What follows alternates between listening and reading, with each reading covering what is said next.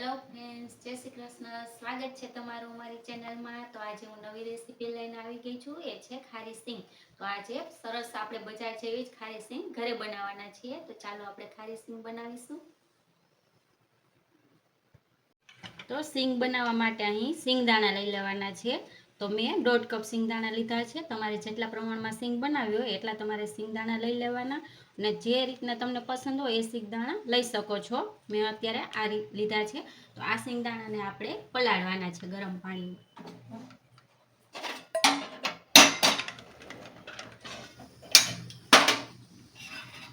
એક વાસણ લઈ લીધું છે અહીં તપેલ મેં. એમાં ગરમ પાણી આપણે કરીશું. પહેલા સિંગદાણા ડૂબે એટલું આપણે ગરમ પાણી કરવાનું છે.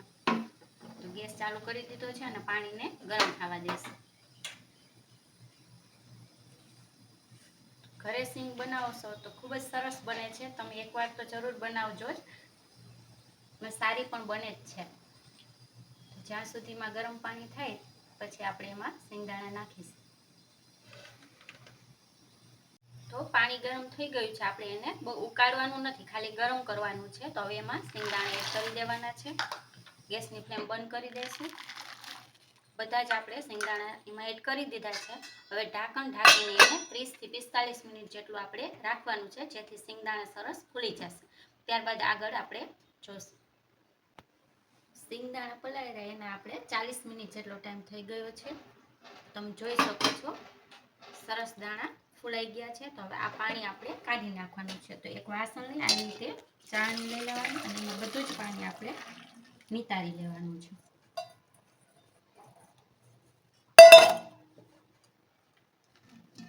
ત્યારબાદ આ બધું પાણી નિતારી પાછું એ જ વાસણમાં આપણે દાણા લઈ લેવાના છે.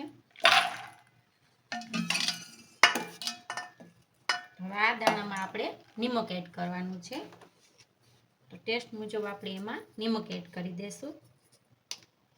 આપણે આ સિંગદાણાને નિમકમાં જ હજી શેકવાના છે સિંગ બનાવવા માટે, એટલે આમાં બહુ ઝાઝું નિમક નહીં એડ કરવાનું. અને આ રીતે સરસ મિક્સ કરી લેવાનું છે. હવે ઢાંકીને પાછું આને અડધી કલાક માટે આપણે રાખવાનું છે. ત્યારબાદ આપણે સિંગ બનાવીશું. તો આપણે નિમક નાખીને સિંગદાણાને 30 મિનિટ જેવા રાખ્યા હતા. તો ફરીથી એકવાર એને હલાવી લેશું. સરસ નિમક એમાં ચડી ગયું હશે સિંગદાણામાં, પણ નિમકનું થોડું પાણી પણ થયું હશે, એટલે પાછા એને આપણે આ રીતે એક ચાળણીમાં લઈ લેશું, જેથી વધારાનું જે પાણી થયું હોય એ નીકળી જશે. હવે એક કપડું લઈ લેશું આપણે ચોખ્ખું. એની ઉપર આ સિંગદાણાને નિતારી અને પાથરી દેવાના છે.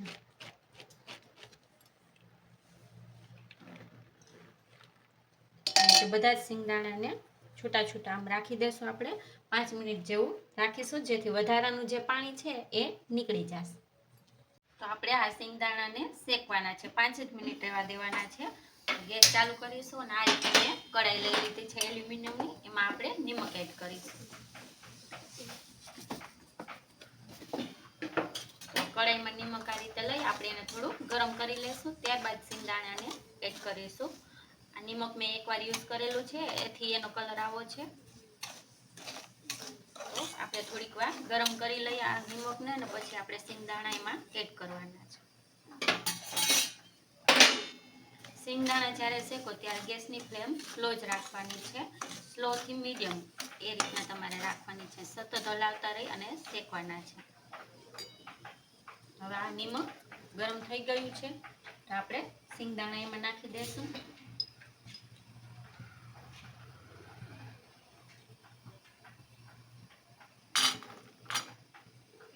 સિંગદાણા અહીં થોડાક વધારે છે નિમક કરતા, એટલે આપણે થોડા થોડા સિંગદાણા શેકવાના છે. બધા જ એક સાથે એડ નથી કરી દેતા.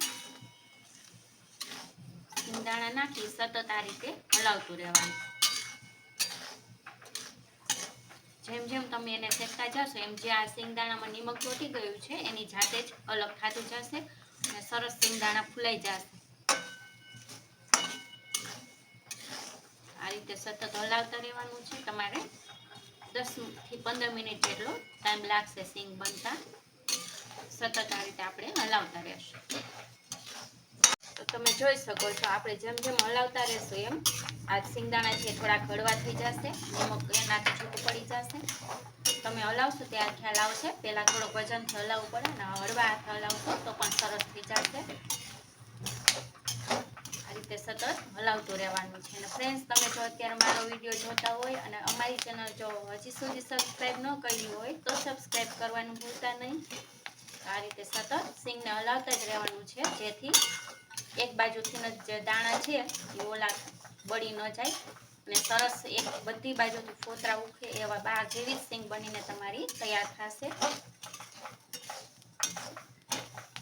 હવે તમે 5 થી 7 મિનિટ પછી આપણે આ સિંગદાણ જે શેકા છે એ ચેક કરી લેશું. જો આસાનીથી એના ફોતરા ઉખડી જાય તો આપણી સિંગ તૈયાર થઈ ગઈ છે. જોવાનું છે, હજી આપણે 2-3 મિનિટ રાખીશું, પછી હું તમને બતાવું.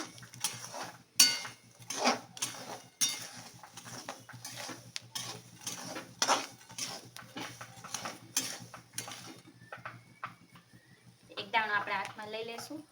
જો આસાનીથી એના ફોતરા નીકળી જાય છે. તો હવે આપણે સિંગ બનીને તૈયાર છે. તો ગેસની ફ્લેમ બંધ કરી દેશું આપણે. આ રીતે જારામાં કાઢી લઈશું. તમે જોઈ શકો છો કેટલો સરસ અવાજ આવે છે. આ પ્લેટમાં આપણે કાઢી લઈશું અને થોડીક વાર ઠંડી થવા દેશું એટલે એકદમ ક્રન્ચી બાર જેવી જ સિંગ બનીને તૈયાર થશે. આ રીતે હું આ બીજી સિંગ પણ કાઢી લઉં છું અને હવે બીજા જે દાણા બાકી છે એ પણ શેકી લેશું. તો ફ્રેન્ડ્સ, જોયું ને કેટલી સરસ સિંગ બનીને તૈયાર થઈ છે. ઘરે ખૂબ જ આસાનીથી અને ખૂબ જ ઓછા ટાઈમમાં બનીને તૈયાર થાય છે. તમે બહારની સિંગ પણ લઈ આવવાની ભૂલી જશો, એવી સરસ બને છે. તો તમને આ મારી રેસીપી કેવી લાગી એ કોમેન્ટ કરીને કહેજો. અને જો મારી આ વિડીયો તમને ગમ્યો હોય, આ રેસીપી ગમી હોય તો લાઈક અને શેર કરી દેજો. તો ફરી મળીશું. Thank you.